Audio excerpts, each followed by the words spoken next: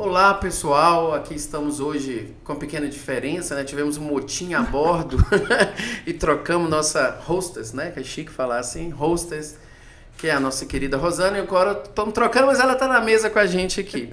E, como sempre, vamos trazer aqui no Direito Simples Assim, mais um tema muito interessante, que é um tema que hoje eu acho que faz sentido para todas as profissões, né? Que seria a questão da comunicação. Claro que a gente vai falar um pouco do direito, mas vamos falar, né, de mais coisas aí. E o seguinte, o tema de hoje, então, no nosso podcast aqui, é o poder da comunicação no direito. E para isso a gente trouxe, né, aqui, antes de apresentar todo mundo, lembrando que estou aqui ladeado, né, como se diz lá no direito, para a minha querida sócia Morgana. Olá, e pessoal. A nossa sócia Rosane e o nosso convidado de hoje, que eu vou tomar a liberdade de falar aqui um pouco do currículo. Hoje a gente vai falar sobre comunicação, nós estamos trazendo hoje um especialista na área, que vai falar umas dicas muito interessantes aí pra gente, Alexandro Rocha. Muito obrigado, Alessandro, por estar aqui com a gente. E o currículo, né? Ele é graduado em comunicação, mestre em educação, professor de comunicação e oratória, especialista em voz e comunicação e personal... Ó, que chique, nem sabia que tinha isso. Personal voice e mentor em oratória. E especialista em eventos e cerimonial e em comunicação verbal e não verbal. Olha, né, ainda temos aqui mais de 10 anos de experiência, né, professor de pós-graduação, além de facilitador em vários treinamentos em company e criador do método CARP de oratória e diretor da Rocha Treinamentos, né? Então, para a gente agradecer enorme, né, o convite que foi feito para ele para estar aqui com a gente, para trazer um pouco dessa... Já era um tema que nós estávamos já trabalhando muito tempo da necessidade de a gente falar sobre comunicação, aí vem a questão não violenta, não verbal. E nós tivemos um tanto de pergunta aqui dos nossos seguidores e vamos já partir te agradecer de antemão aqui e já começar perguntando já. Vamos lá. Primeira coisa que nos trouxeram aqui foi a questão da... Por que a comunicação é uma competência tão essencial, independente da profissão? Porque eu lembro que você até falou que o negócio não é só pro direito que você está falando. Exatamente. Olá, pessoal. Muito feliz de estar aqui. Falar de comunicação para mim é uma satisfação, porque é algo que é inerente ao ser humano. Todas as pessoas demandam de comunicação. Mas eu posso, às vezes, falar coisas que são mais óbvias, mas quando a gente vê, isso faz parte da nossa realidade, do nosso dia a dia. E é onde a gente percebe mais problemas e conflitos. Então, se você se relaciona com pessoas, se você lida com mais de uma pessoa, você pode ter certeza que você pode aprender e pode desenvolver muito a sua comunicação. Tá. E essa questão que é um tema mais da área do direito, que é a questão da oratória, né? Tem gente que acha que a oratória é só falar bem em público, assim. É só isso mesmo ou realmente significa mais coisa que simplesmente falar bem? Quando nós pensamos em falar bem, nós pensamos na parte estética. Quer dizer, técnicas que se você treiná-las, você vai conseguir falar bem. Mas, na verdade, vai muito além. Porque existe a intenção. Quando nós comunicamos, nós queremos algo. Nós temos um objetivo. Então, o objetivo é um fator muito importante. E, claro, a essência da comunicação, quer dizer, o porquê de comunicarmos, o porquê da gente atingir esses objetivos. Então, vai muito além. Envolve relacionamentos, envolve pessoas. Pessoas são diferentes, cada um no seu universo, com as suas características. Então, quanto mais eu tiver a habilidade em transitar entre esses mundos, melhor. Então, vai muito além. Envolve comunicação assertiva, envolve comportamento. Nós estamos falando de uma habilidade socioemocional. Então, vai muito além da estética, que é esse falar bem. Antes de Pode seguir. Alessandra, acho interessante quando você fala assim, olá, pessoal. A entonação, Sim. Você já demonstra a sua intenção aqui hoje, né? Sim. Diferente do meu tom de voz. Meu tom de voz é aquele... Taquarinha. né?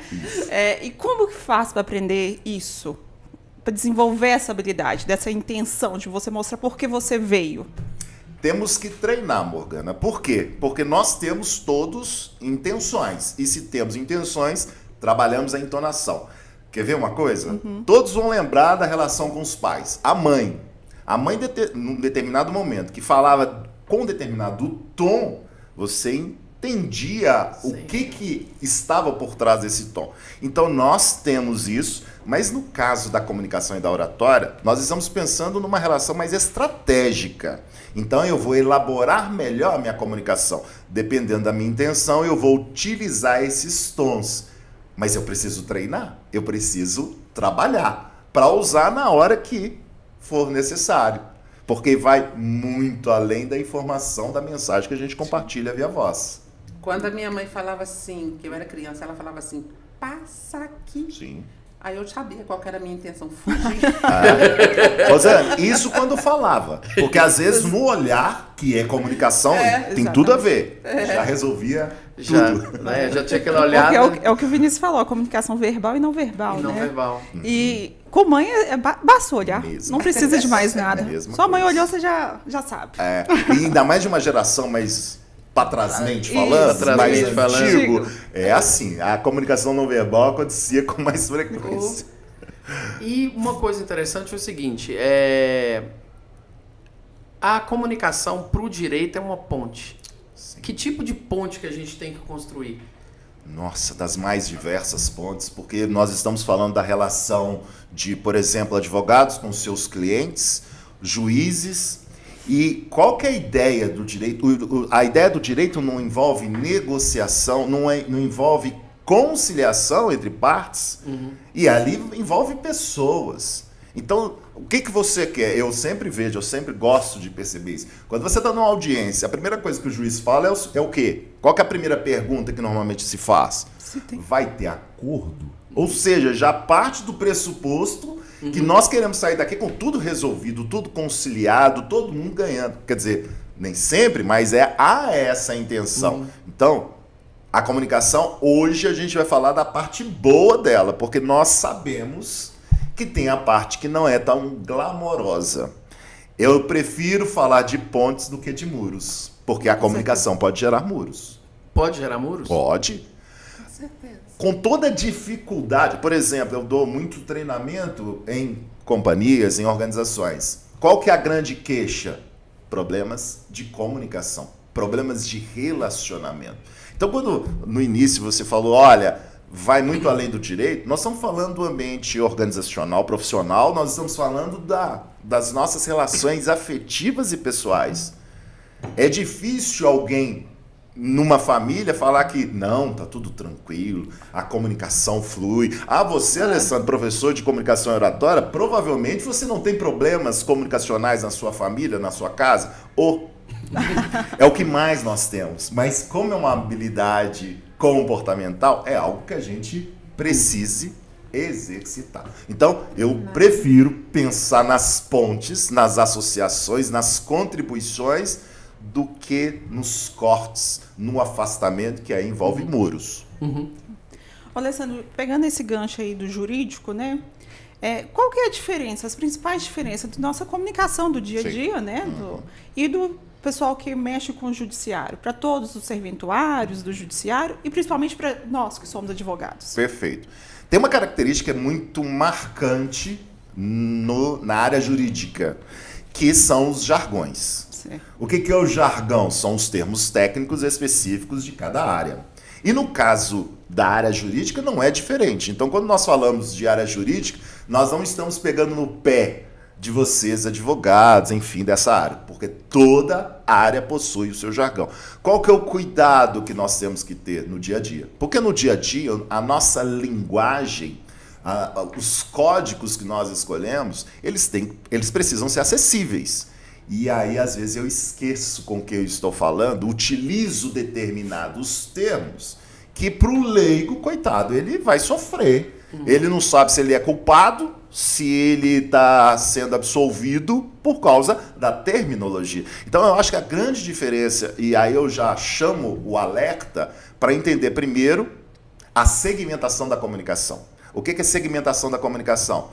para cada público, para cada pessoa, é uma forma de comunicar. Eu posso falar com vários termos se eu falo com o juiz, com o advogado, agora com o cliente, com o leigo, eu preciso fazer a tradução. Então eu acho, Morgana, que a principal diferença é talvez a carga de termos não usuais. E aí eu já falo, tomem cuidado.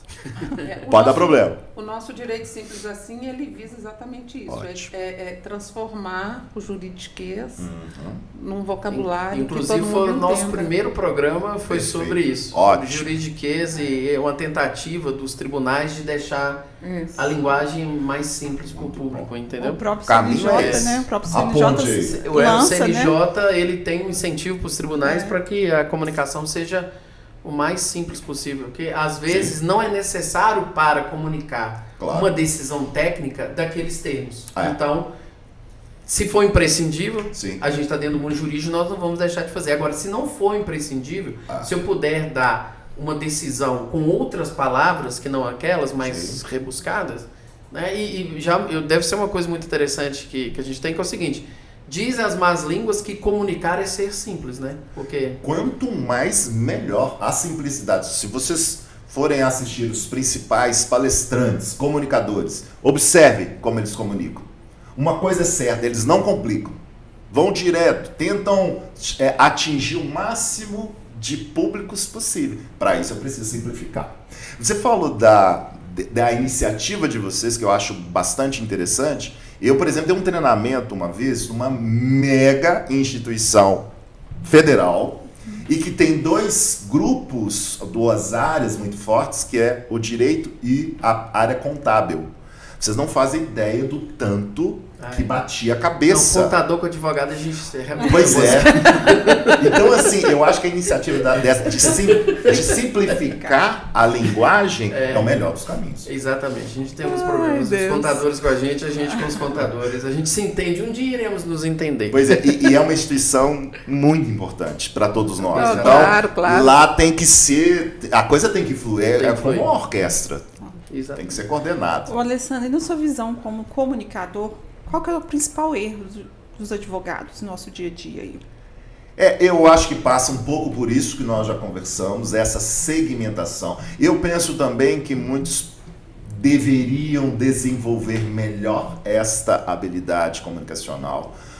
Por quê? Porque hoje, aí abrindo um pouco, além da área jurídica, hoje você constrói conteúdos de uma forma muito fácil através da inteligência artificial. Então, aonde que vai ser a hora da verdade? É No tete-a-tete. olho no olho, na sustentação e defesa daquele conteúdo. Então, talvez os advogados, de uma forma em geral, precisam prestar atenção nessa habilidade que para eles vai fazer muita diferença. Já com faz, certeza. Faz sempre muita fez. diferença. Mas cada vez mais porque ele precisa justificar. Quer dizer, isso várias áreas passam por essa realidade. Justificar algo que vai além do que o robô pode produzir. E uma delas são as habilidades comunicacionais. Exatamente. Eu falei que a questão do advogado, né? Mas isso também se aplicaria para o juiz, para o promotor também, né? Porque eles também precisam ter uma clareza, uma empatia também nas suas decisões, né? Sim. Humanizar a relação. Isso. Eu tenho, Então, como... já entrando, não sei se seria isso, mas tem uma corrente, inclusive, até muito divulgada nas redes sociais, alguns juízes, até da corte americana, que fizeram isso muito bem, compartilharam e ficaram muito famosos. Aquele juiz até que veio a Ele falecer faleceu recentemente, Frank Caprio, se eu não me engano. Ele, qual que é a grande marca dele? O exercício da atividade jurídica, mas de forma humanizada. Pensando, contemplando as emoções. Porque eu posso ser também, trabalhar as emoções. A parte emotiva, eu não vou comprometer a minha credibilidade por causa disso. Nós estamos lidando com pessoas, nós temos que entender o papel social da área do direito, da área jurídica, que é a transformação social, é o desenvolvimento da sociedade. Então nós temos que sempre voltar nessa responsabilidade. E a comunicação é o pano de fundo de tudo. Com certeza. Então, você está falando a questão da emoção? Como a gente pode equilibrar essa questão da emoção, né? Trazer a emoção para uma sustentação oral? Perfeito. Né? Porque, em tese, uma sustentação oral teria que ser muito mais técnica, muito mais Sim. racional. Como equilibrar esses dois numa sustentação? É interessante vocês falarem isso, porque vocês trabalham muito a retórica. A retórica é a arte da argumentação. E contempla o tripé da retórica, que é o logos, que trabalha a lógica, que isso não podemos abrir mão, o ethos, que é a ética, e o pathos, que são as emoções. Então, às vezes, nós esquecemos os princípios do beabá e vamos direto para o que é racional, que tem uma linha mais cartesiana, preto no branco. Vai trazer só a técnica ali, né? E técnica é mais fácil de trabalhar. Ah, não, deixa eu enfiar a cara na lei, deixa eu estudar. Mas e aí? O que nós vamos fazer com esse conteúdo? Então, eu preciso fazer o equilíbrio das emoções. E quando eu faço isso, novamente, a gente não está abrindo mão da credibilidade. Só que nós estamos pensando de ser humano para ser humano. E o ser humano, você não tem como desassociar as emoções. Ela é muito importante. O que eu faria? Qual que é a sugestão? Vamos estudar mais habilidades socioemocionais. Isso vai ajudar muito a comunicação. Com certeza. E isso a gente poderia aplicar essa mesma metodologia nas audiências online, na nossa sustentação oral, porque também hoje pode Sim. fazer a sustentação oral online. Como é que faria essa adaptação para o Pode. online? Bom, primeiro são dois mundos diferentes. Exato. Uma coisa é o presencial, olho no olho. A outra coisa é o virtual. É porque o olho no olho, igual você falou antes, né? Sim. O próprio corpo consegue transmitir essa emoção. Agora, no virtual fica uma coisa muito mais mecânica, né? Mecânica até porque parte do seu corpo está sendo... Ninguém está vendo. Exatamente. Então, o que eu penso? Eu penso o seguinte, bom, eu tenho um retângulo que eu tenho que trabalhar bem nesse retângulo. Então, eu vejo que as pessoas precisam se adaptar melhor. E aí são técnicas simples de lidar com o virtual, a câmera, o microfone. Então, vamos lá, vamos colocar aí algumas dicas muito práticas para quem trabalha com isso. Bom, a primeira coisa, eu preciso de um ambiente. Se eu falar o óbvio, e eu devo falar o óbvio, não se preocupe, mas infelizmente o óbvio não acontece. Então, acho que sempre agrega valor.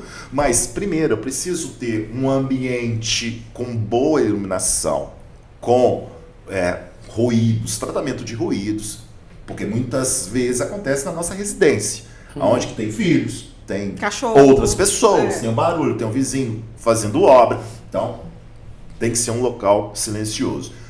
Os trajes, eu sempre falo dos trajes. Por quê? Quando me perguntam, eu falo, como é que você vai para o virtual? Como é que você iria para o presencial? Você colocaria terno e gravata? Então coloque o terno e gravata. Por quê? Porque o nosso comportamento, os nossos pensamentos, o meu posicionamento é diferente do que se eu tiver de pijama. Então eu coloco o terno e a gravata. Eu faço como se eu estivesse ao vivo. Eu preciso dialogar, eu preciso olhar para a câmera. Você falou de olho no olho. Isso. Tudo bem, igual nós estamos fazendo aqui, tem um trânsito, há uma movimentação. Lá no virtual, você tem que olhar para a câmera. Então eu estou olhando para a câmera, eu tenho que olhar como se eu estivesse fazendo e olhando para as pessoas. Por quê? Porque através daquela bolinha preta da câmera é que o seu olhar chega e gera conexão. Ali efetivamente a gente está olhando para as pessoas, né? Pois é, mas na prática, Rosane, às vezes isso não acontece. O pessoal olha para algum slide, algum material complementar Não foca e não foca, não faz essa conversa. Outra coisa, eu preciso ser sisudo? Eu preciso ter um semblante fechado o tempo todo? Não, eu posso abrir. Aí nós estamos falando do quê? Do nosso corpo. Porque parte dele, Morgana, já está comprometido. Então eu tenho que fazer chover com o que aparece. E o meu semblante, eu preciso ter um semblante com uma musculatura mais relaxada. Não é ficar sorrindo, mostrando os dentes o tempo todo. Mas tranquilo, não precisa né? disso, mas eu preciso colocar uma postura mais central. Tem gente que fica no canto da câmera, pega uma cadeira giratória e pela ansiedade... Isso aqui é um problema. Olha o que eu posso transmitir. ansiedade, insegurança. Então, quando nós pegamos uma cartilha, é uma cartilha que se qualquer um ler vai falar, é óbvio, mas é um óbvio que não acontece. Que no dia a dia. É um óbvio que tem que ser observado, né? E essa questão de você falou na câmera, né? Aqui o tempo todo você comunicou com as mãos também. Sim. Né? E numa sustentação oral, numa audiência, isso não é captado. Né? Geralmente não é captado. E aí tem que ter controle também das mãos. Eu sempre falo que as mãos são as aspas do texto escrito e a ênfase do texto oral. Então, eu preciso usar as mãos toda vez que eu vou falar? Não. Porque se eu for usar o tempo todo quando eu falo, o que eu posso transmitir? Que eu estou agitado, que eu sou agressivo. Aí entra a comunicação não violenta, que fala da comunicação agressiva. Mas é também mecânico? Ah, não, nós vamos fazer um negócio que tem que ser 3 segundos, porque tem professor de comunicação oratória, gente, que tem cada pérola, que colocam regras, e as pessoas, não pode ser assim, tudo tem que ser espontâneo, natural, mas com relação às mãos, tem que ter controle. Porque ele é uma extensão do que se fala. Você, Alessandro, desenvolveu o método CARP. Explica pra gente o que é isso, Sim. Como que isso se aplica, esse método se aplica no mundo jurídico. O método CARP significa comunicação com clareza, ação, retórica e persuasão. Então, eu construí um conjunto de técnicas ao longo de 25 anos de experiência em comunicação para tornar fácil. Quando eu peguei o direito simples, quer dizer, o tema do podcast, eu achei sensacional. Por quê? Porque a gente tem que trabalhar o beabá, o feijão com arroz. E tem gente que já gosta de inventar, não tem uma base bem construída, já vai para complicar. Então, essa metodologia é o quê? De forma simples, objetiva, mas que exige muita prática. Então, nós trabalhamos o tripé da retórica, algumas técnicas à comunicação não verbal, mas levando à prática. Porque essa metodologia exige a faseção e o acompanhamento, porque o acompanhamento também é importante. E a gente tem vários resultados de várias pessoas. No caso do profissional de direito, ele não tem muito tempo. Não pode ser uma metodologia que vai exigir muito tempo de dedicação, porque ele não vai dar conta. Por isso que eu acho que é totalmente compatível, que adere às pessoas que trabalham na área do direito. Ah, legal. E como que a narrativa pode ser usada de maneira ética e eficaz em um julgamento? Aí nós estamos falando do storytelling. Né? É interessante porque o marketing... eu gosto de pôr a tradução. Nosso pessoal tem que saber o que é. Por falar em jargão, o estrangeirismo também envolve isso. Você falou tudo. No caso, storytelling quer dizer contar histórias, que é mais antigo, que precede, inclusive, a escrita. Eu acho interessante porque o pessoal da comunicação, do marketing, coloca como se fosse uma coisa nova, recente. Não, é antigo. Nós temos que resgatar essa capacidade de contar histórias. Por que contar histórias é bom? Porque engaja, envolve, faz com que as pessoas se identifiquem com aquilo. Rende a atenção. Então, quando você vê, por exemplo, numa audiência, numa sustentação oral, aonde o advogado ele possui uma eloquência, uma capacidade de construção dos atos de uma narrativa, o que ele faz? Ele quer envolver todas as pessoas, principalmente o júri.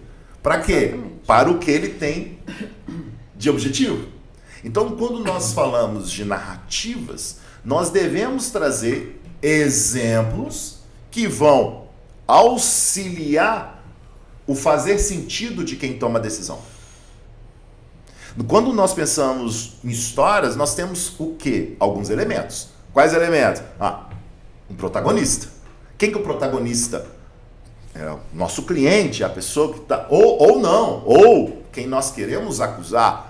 Eu sempre brinco que o filme Coringa, o protagonista é o Coringa. O antagonista, quer dizer, a força contrária é o Batman. Então, olha só, Tudo depende de quem a gente quer enfatizar e é bom e tem que trazer problema. Porque uma história que tudo acontece lindo, maravilhoso, está fadada ao fracasso. Aonde que acontece o boom da história? Nos problemas, nas evidências, nas dificuldades. Começou a dificuldade, já envolve. Tanto que as novelas no Brasil não perdem, nunca, não saem de moda. O Netflix é o que é, por quê? Porque conta histórias e as pessoas adoram acompanhar histórias. Então é uma forma muito mais, talvez, envolvente do que se nós falássemos coisas muito técnicas e soltas. Esses dias eu estava vendo que está tendo uma mudança no perfil dos influenciadores, que é o seguinte: o pessoal está cansando desses influenciadores mais vagos, que não tem nada, e muitas vezes as empresas estão focando nos próprios donos da empresa, na história desses donos junto com a empresa. Isso tem muito mais engajamento de mostrar como que aquela empresa começou, as dificuldades que ela teve, como que ela superou. Isso atrai muito mais o cliente para comprar dela do que chamar um influenciador que vai chegar e pedir para que você compre aquele determinado produto ali, só porque ele tem não sei quantos milhões de seguidores, que isso já é um modelo meio que um pouco desgastado. Existe um sentido nisso? Total sentido. No caso, nós estamos falando de marketing de influência. Então é quando as marcas querem associar para esses influenciadores.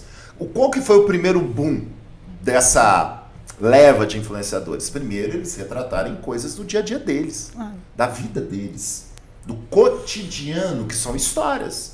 E que muitos se identificam, eu acho legal, eu acho interessante isso. E aí, claro, tem todo um manual de construção de associação para as pessoas que seguem. Nesse caso, as organizações vêm fazendo isso. Elas contam histórias dos fundadores, ela conta histórias da criação do produto, dos funcionários. Tem funcionários marcantes, tem o Geraldo Rufino, inclusive, da Diesel, que assim, ele é uma sumidade, todo mundo quer ver a história dele, ele está lá dentro ele é um dos diretores do conselho, mas são pessoas que, de uma certa forma, saem do dia a dia simples e se tornam protagonistas, porque existe uma associação com quem segue, então, com quem compra, por aí vai. Bom, vamos retomando aqui para o lado da fala, né, no direito. Tem que ter um certo controle de respiração, de entonação, né? Fala disso aí pra gente. Nós somos um organismo vivo. Então, quando nós falamos de respiração, a respiração gera o quê? Primeiro, a oxigenação do nosso cérebro e dos nossos pensamentos. Vou falar uma coisa óbvia. Precisamos pensar antes de falar. Alessandra, é óbvio. Não é óbvio. Muitas pessoas não pensam e falam coisas. Bobagem. E aí, bom, primeiro, então a respiração envolve, porque o início nós estamos falando de uma musculatura aqui debaixo do pulmão, chamado diafragma. Quanto mais eu tiver controle sobre isso, eu vou fazer o quê? Eu vou ter o controle da informação, eu vou ter o ritmo que vai me dar a eloquência na hora da fala, vai fazer com que eu coloque pausas. Pausa na fala é muito importante. Tem um termo técnico que a gente utiliza, chama pausas estratégicas. Independente se você gosta ou não, eu trago exemplos. Barack Obama, presidente dos Estados Unidos. Ele debate. Sabe utilizar isso de forma brilhante. Por quê? E tá lá na revista super interessante, se eu não me engano, de fevereiro de 2018, que fala da pausa estratégica. Então, a revista super interessante avaliou do ponto de vista científico essas pausas que ele dá. Então, ele, em determinado momento, ele dá aquela pausa e a pessoa e chama um questionamento interno em quem está ouvindo. Ele engaja fazendo pausa. Temos que aprender? Vamos aprender. Então, a respiração vai me permitir isso. Vai ter controle de ansiedade, porque normalmente quando eu vou falar, para muitos ainda causa desespero. Para vocês terem uma ideia, tem lugares que falar em público supera o medo da morte. O que é isso? As pessoas preferem morrer do que falar. E nós temos aí, claro, um histórico que às vezes não é muito bonito de posicionamento, de fala, de liberdade de expressão. Então, de uma certa forma, muitas pessoas possuem essa dificuldade. Bom, eu tenho que falar, tenho que participar de um podcast, eu tenho que fazer uma sustentação oral. Tem gente que fica uma semana antes com problemas fisiológicos. Ataque de pânico. A respiração, nervoso, né? poxa, a respiração é um princípio. Eu preciso respirar melhor. Na hora da fala, eu uso o nariz, eu uso a boca. Normalmente, a gente usa tudo, o nariz e a boca. Só que quando eu estou falando, eu estou usando muito mais uma respiração pela boca. Ou seja, eu estou puxando o ar pela boca, estou soltando pela boca. Esses são detalhes que a gente tem que entender. E entonação. Falamos na comunicação, tem uma área chamada paralinguagem. É o efeito que a nossa voz tem no outro. E nós temos que entender que é quase mágico, mas de magia sobrenatural não tem nada. É técnica, é treino e faz diferença no outro. Olha que legal, né? Interessante. No caso do discurso, né? Aquilo que eu vou falar no tribunal ou uma palestra que eu vou fazer. Muita gente decora aquele texto, né? O que é o mais... o que é o ideal nesse caso? Eu não sei vocês, mas decorar é fria. Eu acho também. Você sabe por quê? Porque você pode decorar e você, quando está no seu ambiente confortável, sem nenhuma pressão, você vai lembrar de tudo. O problema é quando você tem que encarar um público, seja presencial ou virtual. O ao vivo vai te cobrar, vai te pressionar. E aí, você vai ter essa capacidade de lembrança? Alessandro, mas tudo bem, os atores, por exemplo, eles precisam exercitar, faz parte da atividade deles. Tudo bem, mas o próprio ator, quando é televisão e quando é cinema, tem que repetir 1000 vezes. O diretor tá lá, não, faz de novo. Aí, e o teatro, que muitos falam que é o mais difícil, por quê? Porque quem sabe faz ao vivo, como diria o Faustão. Então, mas é o ator. Bom, se você tiver essa habilidade, maravilha, pode decorar. Mas eu posso garantir para vocês, 3% tem essa capacidade. De, independente da pressão, do momento, da dificuldade, ele vai retratar. Mas, por outro lado, será que decorar carrega o outro lado da comunicação? O que é o outro lado? São as emoções, o diálogo, enfim, o objetivo. Qual que é o meu conselho? Jamais decore. Entenda, conheça o seu conteúdo e tenha humildade. Porque... Gente, nós nem oferecemos café para ele. Não, Cafezinho, daqui a se pouco, quiser. obrigado. Mas é importante, assim, que a gente saiba o que nós vamos falar, mas esteja preparado, sempre tem que estar preparado. Você tem que estudar, você tem que treinar. Tem uma coisa que é o celular, gente, hoje é difícil quem não tenha. Ponha para gravar, faça a sua apresentação, sua sustentação, para depois você olhar. Esse exercício, Defeitos e você vai te ajudar demais a perceber. Agora, o decorar tem um outro problema, que é a mecanização. Tecnicista. Parece um robô, sem emoção. É isso que nós queremos na nossa comunicação? Então, dialogue, chegue com humildade. Não pense que você vai saber tudo e vai ter todas as respostas. Mas você tem que saber trabalhar as informações e instigar. Por mais formal que seja o ambiente, né, ter aquele aspecto de uma comunicação com humanização. O tempo todo. Ainda mais nesse mundo que estamos vivendo de inteligência artificial, né? Se não houver essa humanização, não tem o... Tem espaço ainda, né, para isso. E muito. Né? É por isso que eu falo, enquanto a inteligência artificial não vai fazer um holograma que vai te substituir, isso vai acontecer, não vai demorar não sei quanto. Mas ainda assim, gente, nós temos o nosso papel. Nós somos transformador. nós, né, gente? Nós somos nós, né? Por favor. E o seguinte, nesse ambiente formal do direito, a gente consegue trazer uma certa humanidade? Conseguimos e temos exemplos. Nós citamos o Frank Caprio e tem um outro também, que eu não sei o nome, eu esqueci, também juiz dos Estados Unidos. A forma como ele conduziu, a gente percebe que tem espaço para isso. Não se perde autoridade, não se perde seriedade e muito menos credibilidade. Nós temos que buscar esses equilíbrios. Eu acho que é muito, até te cortando aqui, porque é o seguinte, existe a gente até discutiu o nosso primeiro programa, a gente já está chegando no fim do nosso, que muitas vezes essa não comunicação, esse falar difícil, era colocado como uma forma de superioridade.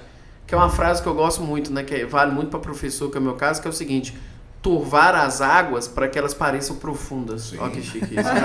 Eu vou turvar, eu vou fazer de uma forma que você não entenda, para que você pense que você é menos, né, que você é menos do que eu, que você não está entendendo, que você é burro mesmo. E não, você existe, o direito às vezes ainda tem isso, né? E tem um detalhe, Vinícius, se eu falo de tais formas, eu também não vou causar crítica, porque se você não entende, você não vai me criticar. Exatamente. Você não vai me pressionar. É uma defesa, né? Lembra, não sei se vocês com certeza vão lembrar da novela Roque Santeiro, tinha lá um professor Astromar, eu lembro, que fazia discursos em praça pública que ninguém entendia nada. Aí vinha sempre a viúva porcina e batia palmas e falava assim: o moço que fala bonito.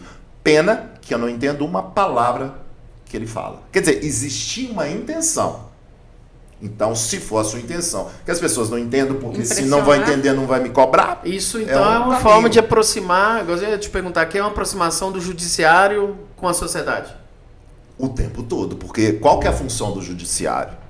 Nós temos que voltar, nós temos que servir, nós temos que transformar, nós temos que desenvolver a nossa sociedade através da justiça e o equilíbrio.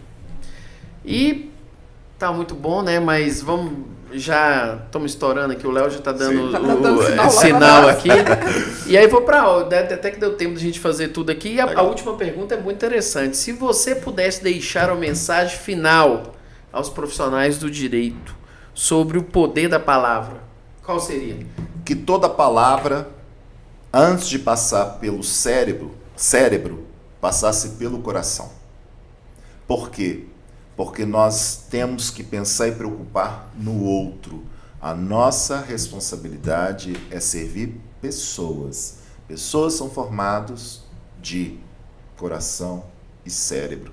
Então, por mais que demore um pouco para sair, mas faça esse caminho, porque vai fazer diferença. Bacana, muito bom. Muito, Alessandro, né? Já fica o convite para próximas encadernações, né? Muito obrigado pela presença, o programa foi ótimo, né? A gente teve a possibilidade, agradecemos demais. Você já fica convidado para a gente tratar outro tema, que comunicação hoje é uma parte, né, humana, até prejudicada, as pessoas não se entendem, principalmente com polarização política do jeito que está. Eu falo uma coisa, a pessoa entende outra, eu falo com o estômago, eu falo com o coração, então a gente precisa agradecer demais sua presença aqui, falar com nossos seguidores para...